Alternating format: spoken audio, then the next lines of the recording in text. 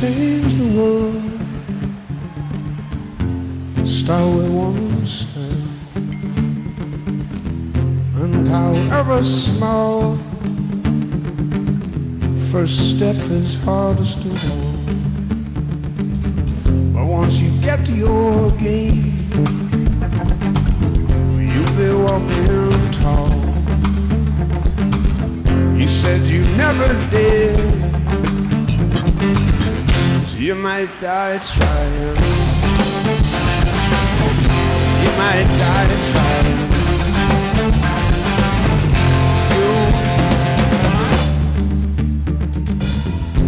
If you close your eyes, 'cause your house is on. Well, good afternoon, everyone. You're back again here with us at Friday at 4, BDC TV. I'm here with our social media director, Paul Bean, and our intrepid engineer, Caleb Morvan. How are you doing, guys? Doing great, Guy. All right. Yeah, it's a good day. All right. Here we are, three men gathered here to talk about another guy who's having some real trouble with menstrual products. Another guy? Yes. Yeah, well, okay. So, and as in, yeah, you get. Okay. I get what you're saying. Right, you're right. Okay. But before we get into that subject, we have some news to give you. Some really incredible news. Sometime, I think last night, the Vermont Daily Chronicle hit 1 million views. And we did it on August 8th, early August. Last year, sometime in mid-December. The year before that, in late December. And so we destroyed the record for views. Thank you very much for checking out the Vermont Daily Chronicle, www.Vermont Daily Chronicle. And I want to say a special thank you for the guy who really, two guys who made it possible. First is the birthday boy, Tim Page, my son, who's also the managing editor of the Vermont Daily Chronicle. He does so much of the work, just the hard, gotta-do-it work of the Chronicle.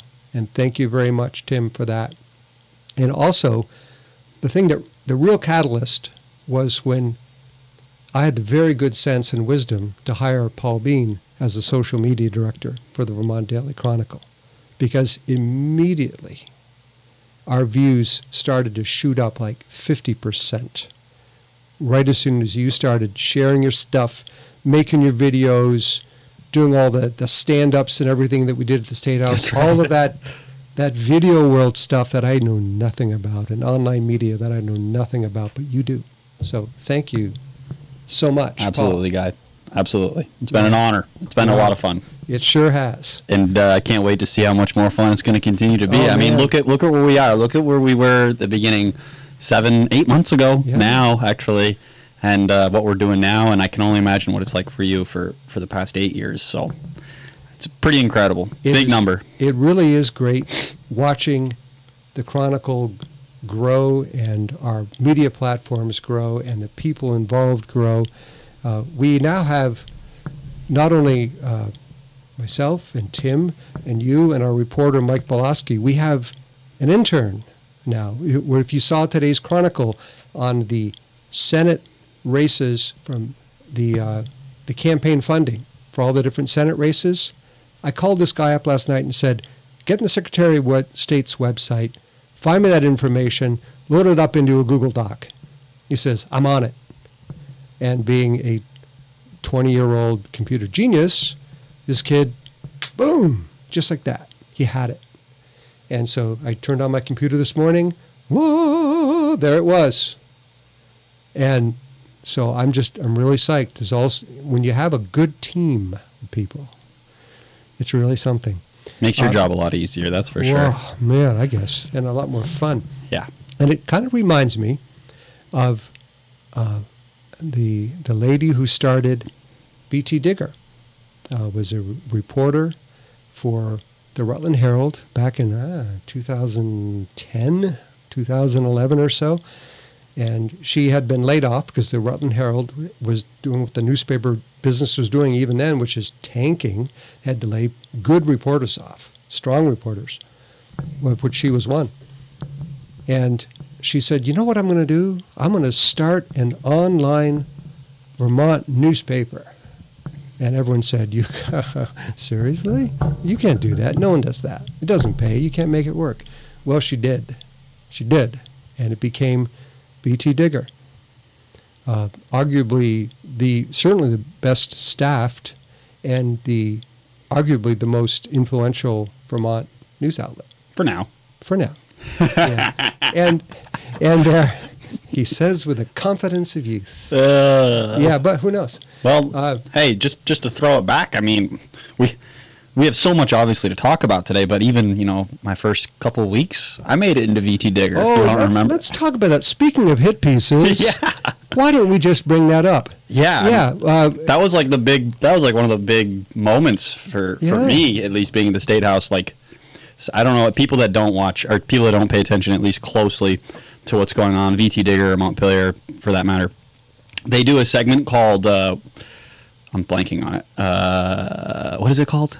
I forget too, but basically it's just sort of what's going on around the State House. Final reading. That's what it's called. Final reading, which is like a play on a final reading of a bill, et cetera. Yeah. Anyway, so I made it into the final reading. I think it was like my first month, and there was a whole story about a page and how she was trying to get me to say something that was unfavorable, and then secretly a VT Digger reporter sitting up the stairs, and Jim Danzano, the executive director of the Vermont Democratic Party.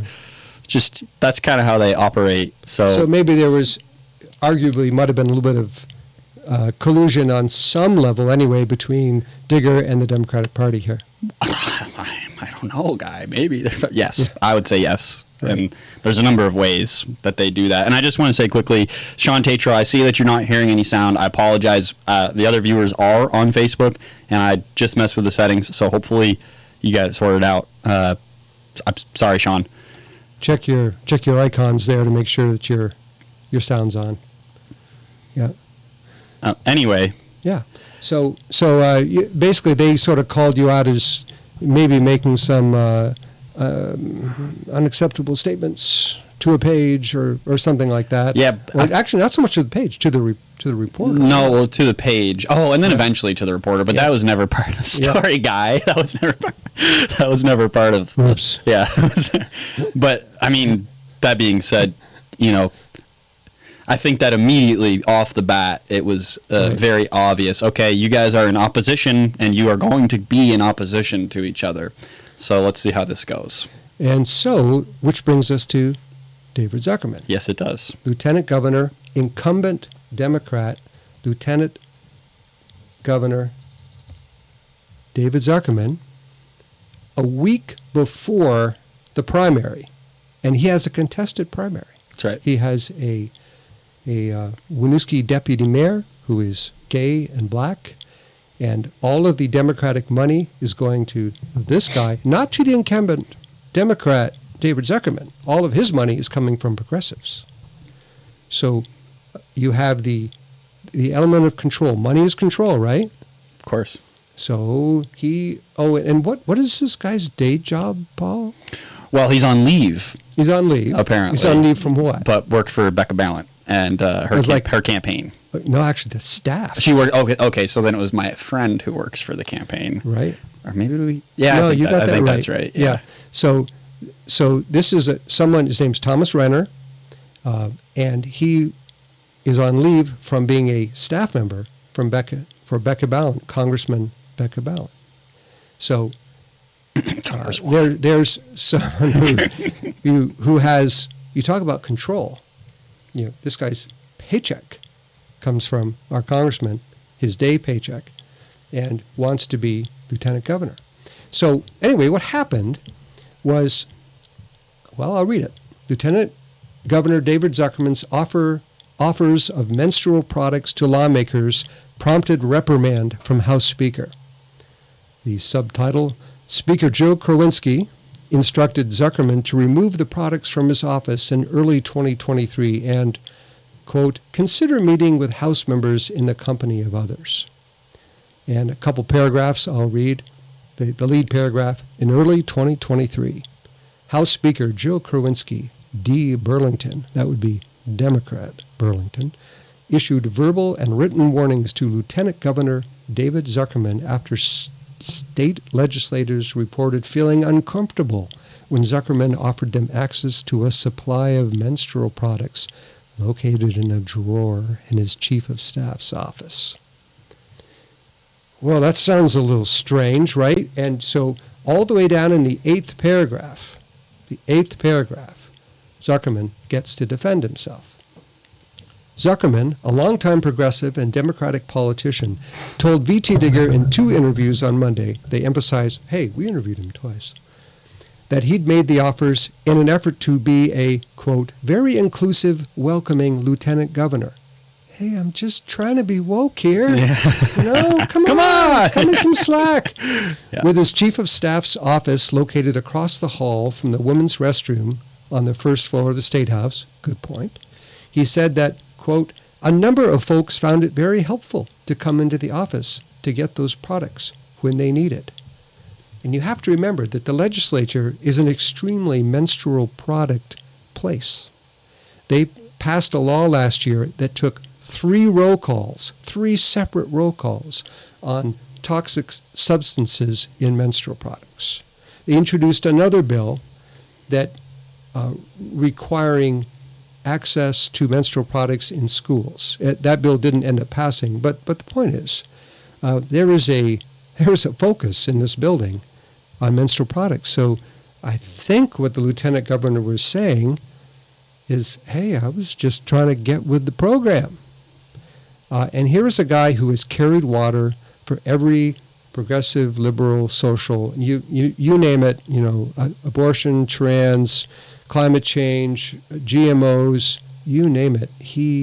COVID, he was the first person I saw wearing a mask in the State House. He's so reliably liberal/progressive on all the issues and all the votes. So why, I would ask, it's a fair question, why is this a hit piece? And I would say that the answer to that, there's 2 T's. There's the timing, that's a week before. That's right. That letter by Drew Krawinski, February 2023, was that a year and a half ago? And it just so happens that a week before the primary election, when the Democrat regime's favorite candidate, not their incumbent, but their favorite, is running up against the, quote, the real progressive, that's when the story hits. Yep. Interesting timing. And then I would bring up not only timing but tradition, which is that the Montpelier has this long tradition of anytime someone gets over the target, there is always a friendly, powerful media voice. It used to be an AP reporter that I will not name, who was reliably would write the hit piece and try to knock someone down. And sometimes it succeeded. Sometimes you're over the target and you got knocked down. And it was very discouraging for people who were over the target of the sort of the liberal majority in Montpelier. So I think what we're seeing here is the continuing of this tradition. And that's the reason why, one of the reasons why this is really a story, is when you have a media that is essentially complicit and is sort of taking walking orders from, or at least picking up the messaging on, then you have a problem. Or at least you should have media that there's different sides. Where if one side gets criticized, at least there's some media to criticize the other side as well. And I will say the Chronicle has done this. 2 years ago, I think, when David Zuckerman was running, Paul Dame issued a press release for the Republican Party on some hiring practices on his farm, on David Zuckerman's farm, which we published. I'm not sure we went quite as whole hog as Digger did here, but yeah, we published it, sure. So this is something that happens a lot. Yeah. Well, Paul, I've been talking here. I think you're nailing it right on the head. And Jerry Zeller, Zeller, I don't know how to say it. I apologize. He writes, "This is retaliation for exposing the mayor of Burlington scandal." I'm not sure which scandal you're referring to. Guy, are you? Jerry, tell us. Yeah, let us know. Tell us what one, and also tell us how to pronounce your last name. Yeah, actually. What does it rhyme with? Yeah, or if you want, you can call in too. Caleb, would you show the call-in number? There you go. And so if you want to join in this conversation in any way, shape, or form, you are very much welcome to. You can write in right here on Facebook or on YouTube, write in the comments, or if you want to call and join the conversation, you can call at 802-793-8479, and it's right there on the screen so that you can see it. We would love for you to join the conversation. That being said, he said the first way he said it, which I think I said was Zeller. I don't know. Zeller, is that right? Just let us know. Just let us know. But anyhow, yeah, I mean, I want to read a little bit of the letter screenshot, just so people are aware of what the letter really. We do have that pulled up too. Read the good parts, Paul. Yeah, the good parts. Yeah, so. I'll just skip to the second point here. That this is, by the way, just so everyone's clear on this is a letter from the Speaker of the House, Jill Krasinski, and Phil Baruth was CC'd on it, and this was sent to Lieutenant Governor David Zuckerman. February 23 on her letterhead. Yes, by the way, exactly. This was in February of 2023. Just throwing that out there, folks. Anyway, so she writes, "It is generally acknowledged professional practice not to discuss someone's age in the workplace unless it is a mutually acknowledged and accepted topic of discussion. With that said, talking about someone's age in relation to menstruation is unacceptable." Sorry.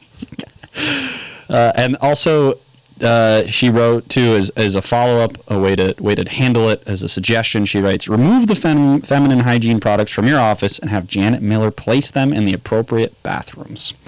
So Janet Miller, Sergeant of Arms. That's right. Janet Miller is no longer though. Right. Okay. Just to be clear. Yeah. And so that was part of the message or the email or letter or however this was sent to him. And this also raises another question for me, Guy. In terms of ranking, in terms of leadership or authority in the State House, indeed, does the lieutenant governor have more clout than the lieutenant Speaker? Governor is an elected position. Yeah. And I suppose the Speaker of the House has maybe can assume a little bit of first among equals authority to criticize, but ultimately, hey, guess what? He's an elected official of the whole state.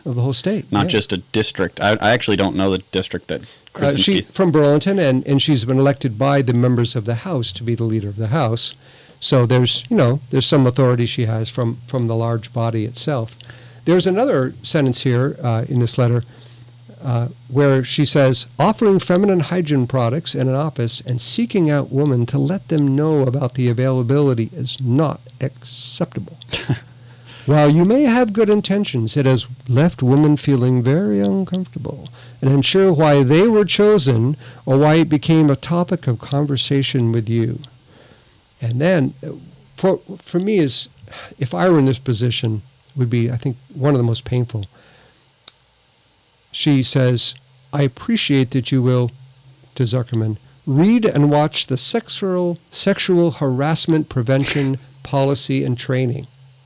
So in other words, here is a older, well, by some standards, white, straight male who clearly needs a refresher on sexual harassment, which I just think, wow, what a cheap shot in my way of doing that. Now she may say, "Oh, wait a minute, he was, freely and unsolicitedly dispensing menstrual products. Maybe he needs to." I get that, and if feel that way, we want to know. You know, Yeah. we don't know different. There's obviously more than just one opinion on this, but one of the last ones is consider meeting with House members in the company of others. Like he somehow, he must be dangerous or something. And wow, I would find that very painful. And I remember the one time that I was summoned. Paul, you had your experience. I had mine. I was summoned into the Senate Pro Tem's office. This was Tim Ash before Becca Ballant, because I'd written something about George Soros. We all know the big uber-liberal financier. And I was summoned in there and chastised for making anti-Semitic references, because I was writing about George Soros and his influence in Vermont, of which he does have some. There's money from his organizations that benefited some Vermont legislative initiatives. And I said, anti-what? I didn't even know Soros was Jewish. I had no idea. See, that's what they do, though. They any way they can try to label you. Yes. And even if you're Zuckerman, the most wokester of all time, will do and say whatever it takes. Right. They still go after you, which is why I don't play their games. That's why you can't play their games. Right. Because it doesn't matter if you give them an inch, they're going to want more, and then eventually they're still going to try to cut your head off. And, you know, I kind of relate with Zuckerman here to some degree. His is a much bigger way, and it's kind of funny still, too, but I mean, that's what they're trying to do to me. They're trying to paint me as if I was like approached a 14-year-old who was a page to get her to print something off for me. When the girl approached me multiple times, in 2 different days. So it's like, that's what they do. Any way they can try to make you out to be a sexual harassment case or racist or a pervert or whatever they can come up with, that's what they do. And I don't know. I'm not necessarily defending Zuckerman because, dude, come on. Get the tampons out of your office. What are you doing? I'm sorry. I haven't been able to stop laughing about this story because somebody sent it to me, and it was out of the blue. When I started reading it, and I was just like, what is this? You know? So, definitely not a good look for him, but that's what they do, man. What did you expect? I don't know. So, that's the what. The why. Why did they do this? If the who is, one would imagine, Kerwinski and other sort of Democrat leaders, why? Why did they do this? This is their incumbent. Their incumbent lieutenant governor. Why? Well, here's an answer. Jerry Zeeler, he writes, so he said that it was the retaliation for exposing the mayor of Burlington scandal, and then he said the deal where she was getting the meals, and I don't think that was Zuckerman at all. I don't think that was Zuckerman. No, I don't believe it was. That was a Mike Donahue story, and I don't think Zuckerman had anything to do with that. And I'm trying to think what his source was. I don't believe it was David Zuckerman. Yeah. No, it wasn't. I do have some comments though, Guy. This is a comment also from Zeller. By the way, it's pronounced Zeller. Very good. He writes, "Now that pot is legal, they don't need them. They being Burlington money." It's actually kind of a good point. Huh. Oh, because pot is now legal, and he pushed hard for that. Yeah, and they know if maybe their candidate doesn't work out, then they got John Rogers, who's a big pro-pot guy. By the way, is a marijuana farmer. Yeah, that's right. Let us not forget. Right, and you mentioned money. Yeah. So you look at the campaign contributions for our lieutenant governors, Democratic lieutenant governor candidates. Very interesting thing. You see, for the incumbent lieutenant governor and the Senate Pro Tem, and I'm sorry, the president of the Senate that the lieutenant governor is, no money from any Democrats, or hardly any Democrats. A bunch of good, reliable progs, Martha Abbott, a few others. The woman who's running for governor on the progressive ticket gave him a fair amount of money, et cetera, et cetera. So his money They don't control him. They don't control him with their money. This other guy, Thomas Renner, you look at who supports him, there are 4 sitting Democrats. I think 3 chairs. Yes, Bray, I think Kitchell, Campion, and one other. I think I have the names right there. Who contributed money, and a bunch of other Democrats as well. If you want, Guy, I have them pulled up right here. You have Keisha Ram Hinsdale. She supported him. Right.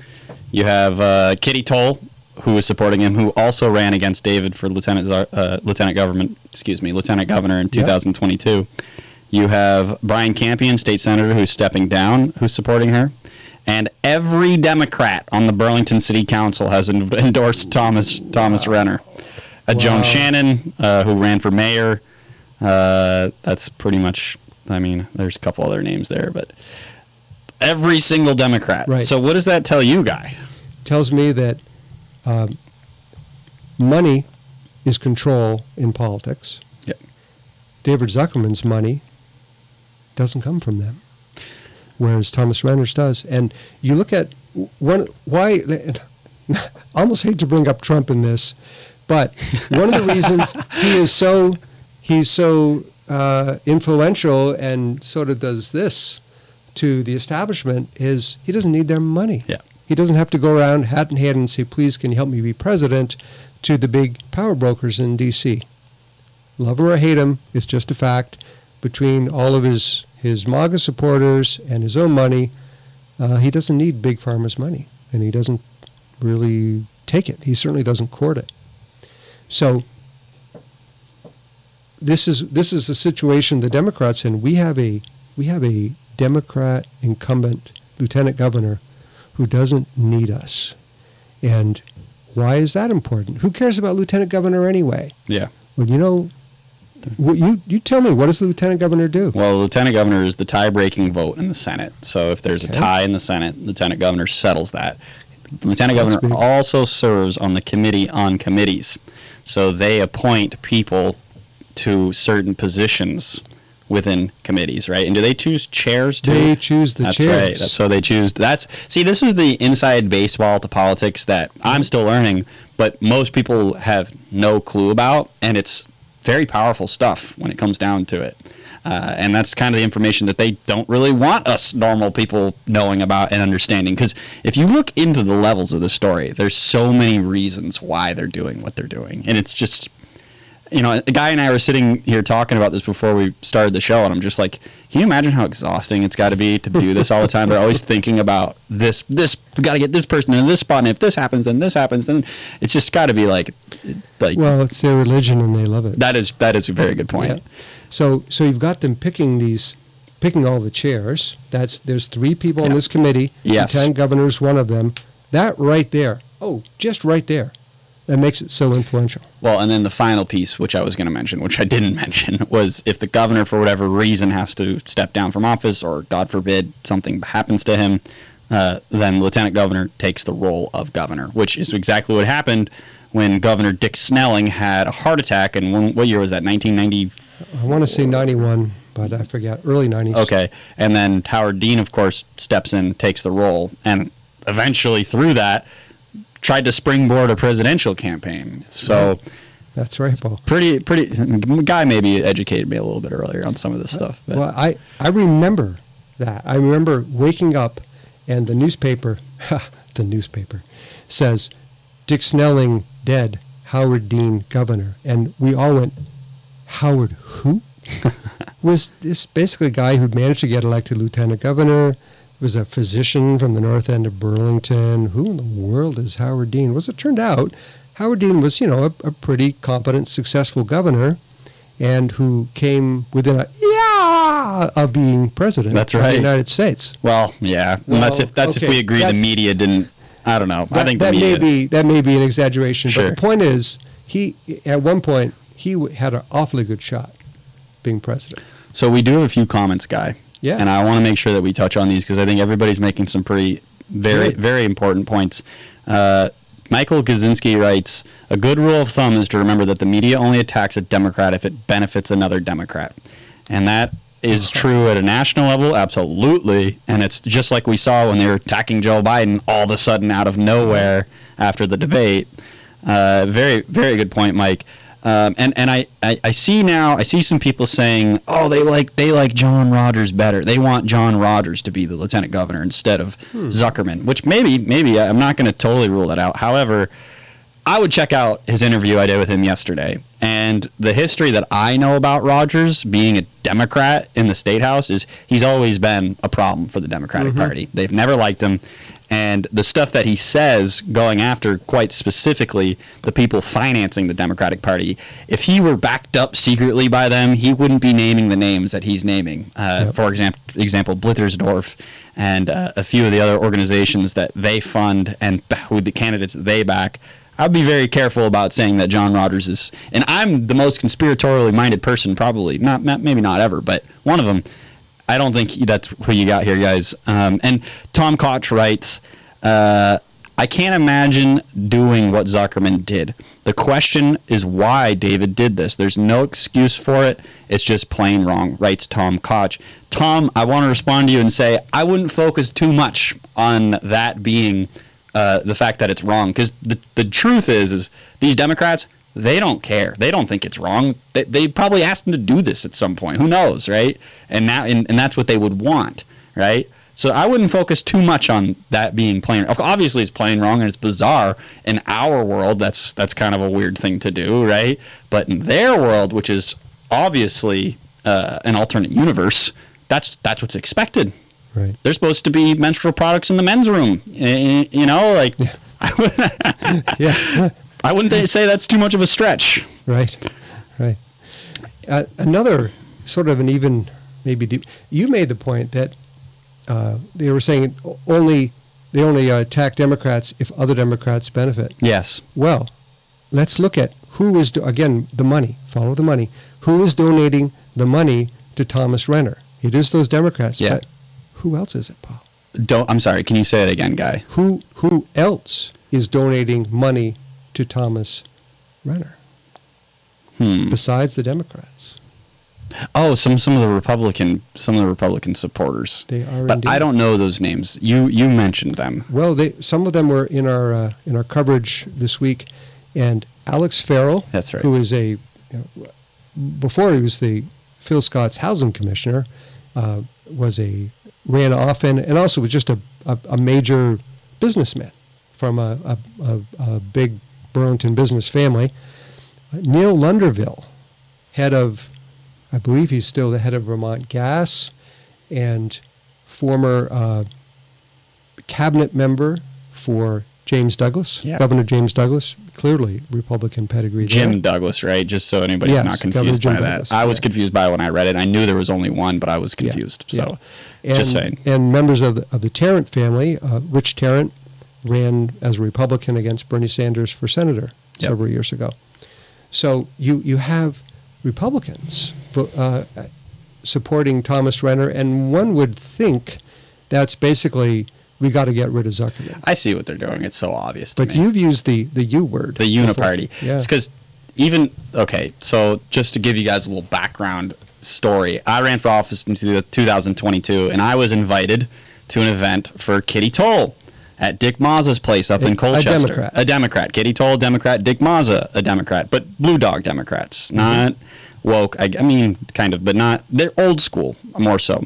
And I went to the event, and of course, Kitty Toll was running against Lieutenant Governor David Zuckerman. So my point being is there is a concerted effort, it seems like to me, even from the governor's people. Maybe. I don't know. I think you're right. I think I'm right, too. Hasn't he been saying, we just want good centrist, common sense candidates? Yes, so they're like, okay, we're going to win no matter what. We're going to make sure that we get rid of Zuckerman, right? Yeah. And then we're going to hopefully John Rogers gets in, who was a Democrat, by the way. Was a Democrat, or at least running as Republican. And now he's running as Republican. And he's in the primary against Greg Thayer. Yes, he is. Who we will be having on air, Greg That's Thayer. Right. And we had John on yesterday? John was on yesterday, yeah. Okay. So point being, though, whoever gets through the primary, they're hedging their bets on both ends. And that's how they do it. I've seen this so many times. It's like, this is how they operate. They don't care. It's unfortunate, but it is the reality. So, yeah, I mean, when it was sent to me by, I'm not going to name her name, but the story was sent to me by a former city council woman. And immediately I thought, okay, they're trying to get me to say something about it. Why are they trying to get us to talk about it in a certain way? They seem to have succeeded. Yeah, they seem to have succeeded. That's okay, though. It's okay. We're just trying to get to the truth. That's all we care about, ultimately. I mean, it's not like I obviously have my who is, Stu, to answer your question, who is they? Go look at the people that are funding Thomas Renner's campaign, and you'll find exactly who they are. And there's really not that many of them. Make some parallels between governor's campaign contributions, lieutenant governor's campaign contributions, and you'll find a common denominator. So really, this is a case of, we're not saying that the VT Digger thing is. No. The money behind Thomas Renner, it is the Democrat senators, at least 4 of them, absolutely, but it's also, it's what you would call the Uniparty. It's the Uniparty. Yeah. No, there's a concerted effort. They just want Zuckerman gone. Like, and I don't to give credit to Governor Phil Scott. Like, he does not like David Zuckerman. It's very obvious. People know that he doesn't, and it's because, well, there's a number of reasons, but it seems to me like they just want him gone at any cost, and they don't care. And that's the way it goes. But so it's interesting to me that Thomas Renner is on the staff of Becca Ballant. Yep. And Bernie Sanders is 80 whatever. He's running this year. There's a pretty good chance, Paul, that 6 years from now, Bernie won't be running again. Who knows? He might. But let's see. Who's next in line? Dave Zuckerman.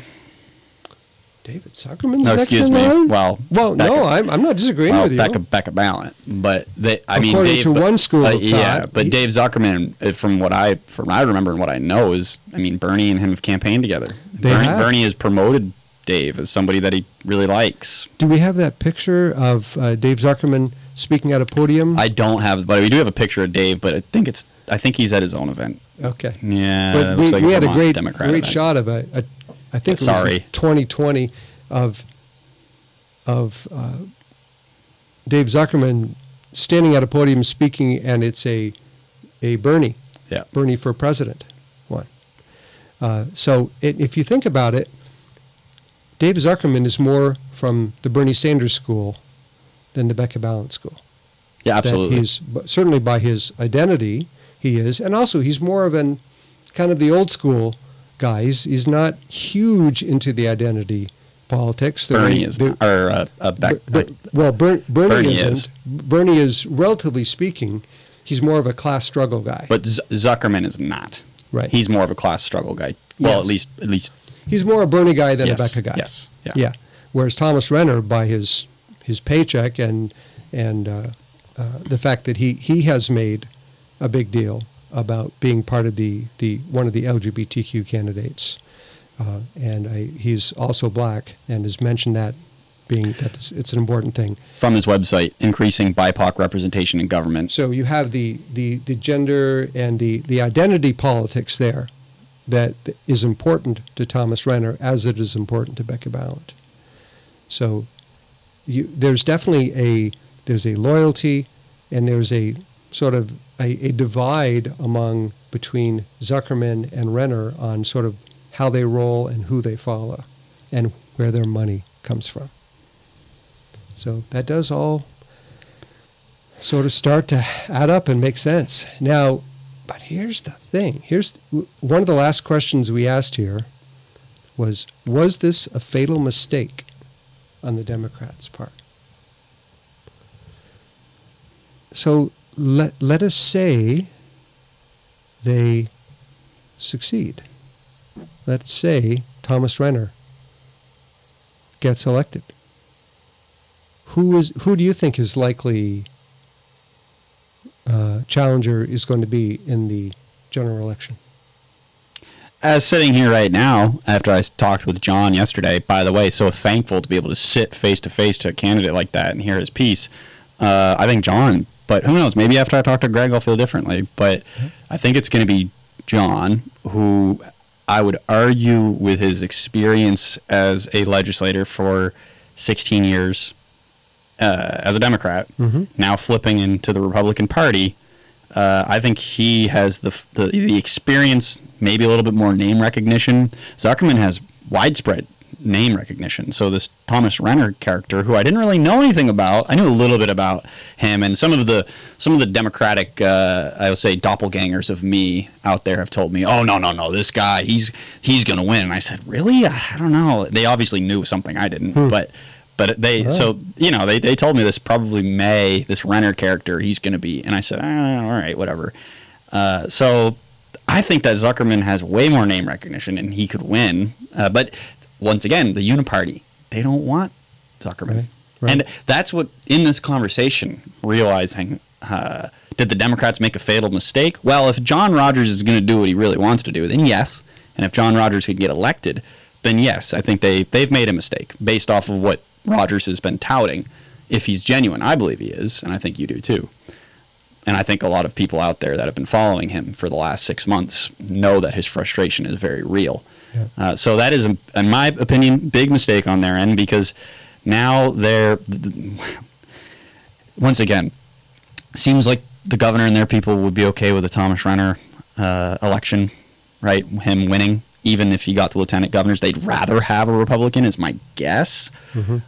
So I don't know. And do you see my point? Phil Scott has endorsed John Rogers. He has, yes. Yep. So let's say they would rather have that, but they just want to get rid of Zuckerman at the end of the day. So interesting. This is a very deep political conversation, because this is how they operate. And I don't know if they've made a fatal mistake. They probably don't think that they did, but they probably don't realize, like, you got played. You might have got outplayed here, folks. But hey, that's my opinion. I've been wrong. A handful of times.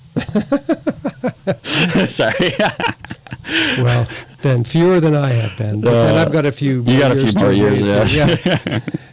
Okay. Well, I have sort of made all the points I really want to make, but we do have comments. And folks, we want to open up to phone calls, seriously. If you feel like calling in, and I hope I haven't missed anybody's phone calls, because my stupid phone's been on Do Not Disturb. Sorry about that. I haven't missed anybody. But if you want to call in, Caleb, will you pull it up for us?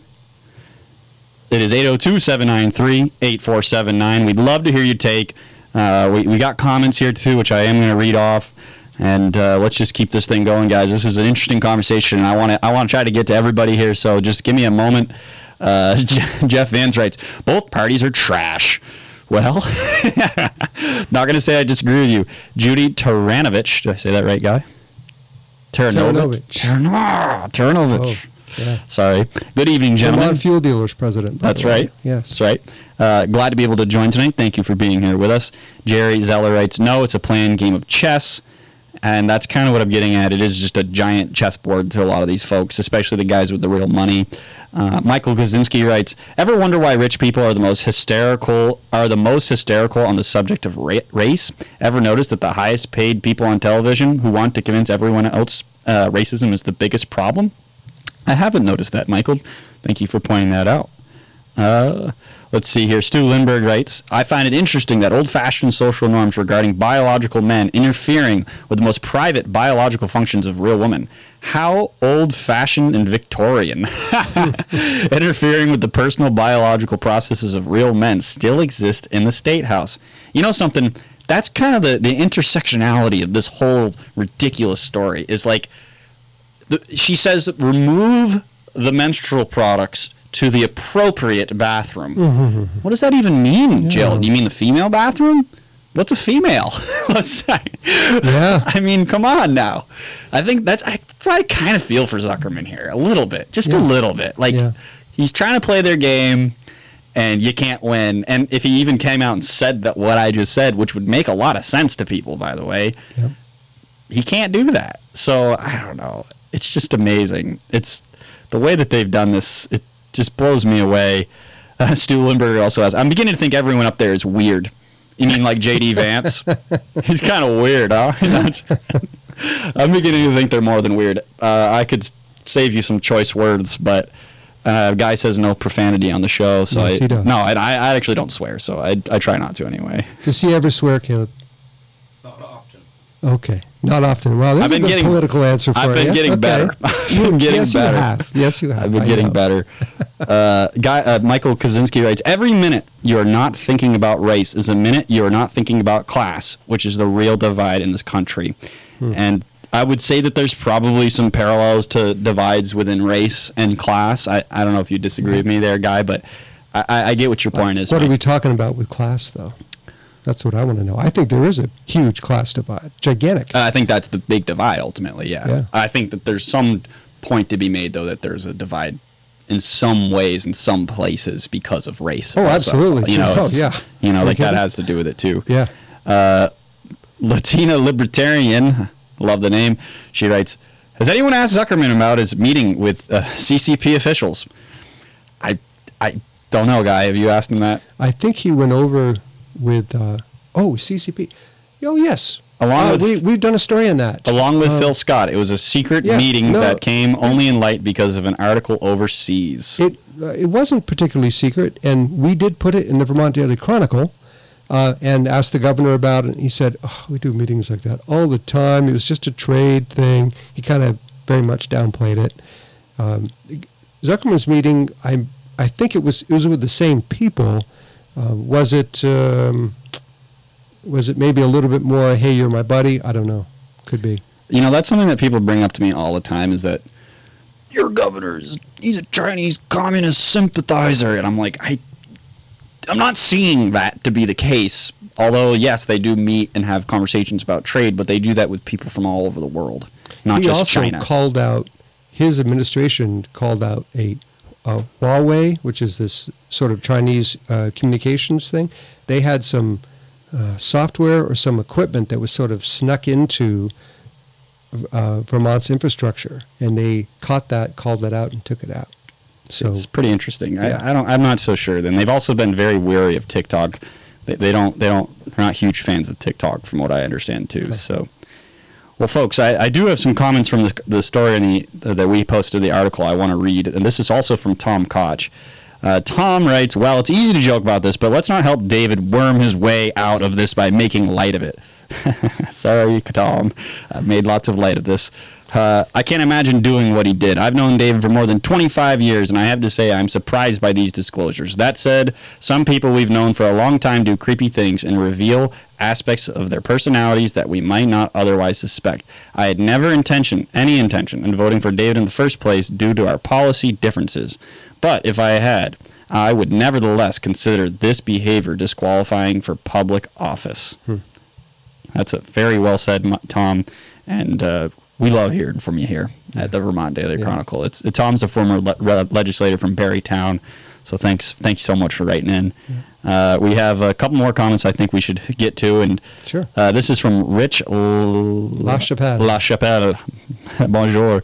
He writes, one of the remedies specified in Speaker Krasinski's letter to Zuckerman regarding his transgression is that he remove the feminine hygiene products from your office and have Janet Miller place them in the appropriate bathrooms. It seems that Speaker Krasinski is also guilty of insensitivity, exclusivity, and a direct insult towards the non-binary transgender community if she specifies that there is such thing as an appropriate bathroom for placement of what she also refers to as feminine hygiene products. Because of these policies have come forth from the Speaker's administration and generally from her party in the recent years, we are all now painfully aware that it is proper public policy that every public restroom should be equipped with said dispensers, regardless of any stick figure or word posted on the door. And yes, Mr. Zuckerman, regardless of the proximity of your office to the bathroom and your desire to be inclusive and welcoming, your forthright way of making those products available to certain colleagues is creepy. Having a jar of lollipops on your desk is welcoming. Oh, I'm sorry. I just can't help it. The story is just so funny on so many levels. Dave, this is, man, you could have just said immediately, I now identify as a woman, and you wouldn't have this problem anymore. Just throwing that out there. You should do that. You might be more electable, too. Just saying. Sorry. Do you know this guy? It's just the funniest story of all year. I'm sorry, I can't help myself. It is. And that's part of the political season, is it brings stuff like this out. It does. Yeah. So, next week, we think we will be, on Tuesday, we're trying to line it up. There's a Dr. Bill Frank, who is an expert on election integrity, will be coming on the 17th to speak in Middlebury, and we hope to interview him. It'll actually probably be around noon on Tuesday, Paul. You don't know that yet, but okay. if possible. Thanks for letting me know. Sure. No, that will work. Then we're going to, at least that's my people are talking to his people, et cetera, and we think that's when it's going to be. So stay tuned. We also, at some point, we're going to have a real show on what in the world is going on with all this flooding. What is causing all this? And more important, really, what's Vermont doing about it on the local and state level, short-term and long-term? Are we looking at a summer, basically a summer season where we flood all the time? Is that the new normal for Vermont? Somber subject, but something we will be looking at. Paul, any last words before we... Yeah. Oh, you can tell people how to sign up and stuff. Dexter Lefevre writes, and I don't know, Dexter, you must have just tuned in or something, because go, Dexter. He writes, drop it. Talk about real issues. Did you just drop a comment after tuning in for 2 minutes? We were talking about some deep political and how they actually play chess here in Vermont. I think you would appreciate the levels in which... Dexter is a smart guy. He's run for office many times. And Dexter... You should watch the whole thing if you haven't, because the reason we did this show, it wasn't just to go ha ha ha ha over menstrual products. It was over what's sort of really going on here, and what does this say about our system, and what does it say about maybe who our next U.S. senator is going to be. That's right. Et cetera, et cetera, et cetera. So we think it was actually a fairly deep and interesting show by our standards anyway. Yeah, that's why I'm a little like, Dexter, come on. I know Dexter too, so he's like, come on. Latina Libertarian writes, Dexter is an awesome dude. Yes, he is. Yes, I hope he gets a chance. If he's not, and you can call me if you really didn't like it. So anyway. Yeah, that's fine. That's all I have. Yeah, and just once again, thank you to all of our readers for helping us go over 1 million views in early August. It's just awesome. Awesome. Thank you so much. And we encourage you, if you haven't already, our next big goal is we're just, maybe 3 clicks away from subscribers on YouTube. Yes, from 500. 500. You read my mind. Yes, I know. So tell me more. Yes, folks, if you are not already subscribed to the Vermont Daily Chronicle on YouTube, now is just such a great time to do it. We are so close to a very important goal of 500, which that reaches a threshold where you're now able to get monetized. And it's not going to be anything crazy in terms of monetization, at least for now, but reaching that goal is very important. So if you guys, it's free to do it, free to subscribe, share this on Facebook, like it on Facebook, share the whole interview, and please, that's one of the easiest ways you can support us. If we get more views, the more people want to work with us, advertise with us, come on our show. We'll get better guests. And not that our guests haven't been great, by the way, already, but we want to keep this going. We want it to grow. So, Paul, I've got to go ahead. Julia Hubbard writes, just subscribe. See, guys, it takes 2 seconds. It takes no time. Thank you. 2 away. Dun, dun, dun. All right. So, question I had for you, Paul. If we monetize this thing, are we going to have to worry about being kicked off if we talk about election INTEGRITE or COVID or any of that stuff? It seems to me that they've just been, and that is a concern I do have. It seems to me that they've just been putting banners under our shows because it uses AI to do that. So they're like, oh, boop, there's something, there's something they said they weren't supposed to. So that is a potential, and we'll have to move over to Rumble. At some point. Should we be on both anyway? Can we do that? We can do that. And let me see what I can do to make that happen. That shouldn't take too much at all. Yeah, I think that might not be a bad idea. Yeah, we don't want to have that problem. Yeah. So that is a potential in the future. We're going to be definitely continue streaming on X. I've had issues with my subscription this week.